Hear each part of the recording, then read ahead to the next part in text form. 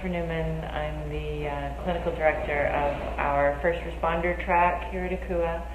I'm also a therapist. Welcome. Today I'm going to talk about the brain and how the brain is shaped by trauma and by addiction and kind of what goes on in our brains. A little bit of an operating manual, so to speak.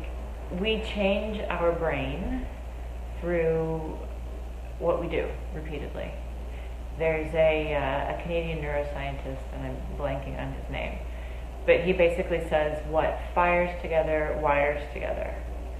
So if you fire certain neurons in your brain repeatedly over time in the same succession, the connections between them become stronger and faster, and they become almost automatic.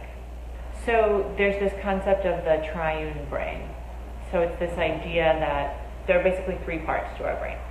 There is the reptilian part, which is your brainstem, your most basic functions. It's breathing, eating, sleeping, digestion. And then there's the mammalian brain, which is sort of the middle part. It's the limbic system. It's emotion, memory. It's something we share with many other mammals on the planet. And then there's also your frontal cortex, which is the more human specific. When you're stuck in addiction, when you're stuck in trauma also, you're trapped in this emotional state, and your frontal cortex, which is rational thought, making sense of things, planning, organizing, all of that, is not really turned on. It's kind of offline.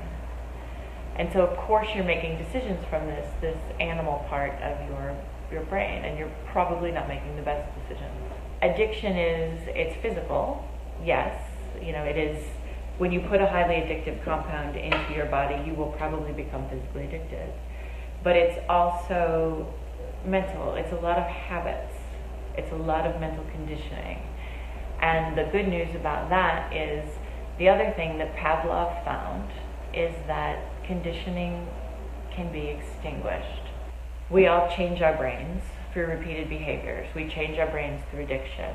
The good news is we can change them back. And I don't know exactly how long it takes, but I know how to begin the process. And once you begin, then you're on your way. So anyway, thank you for listening. I am available if you have questions, if you need anything. You can contact us on our website. It's easy to do. Have a lovely day.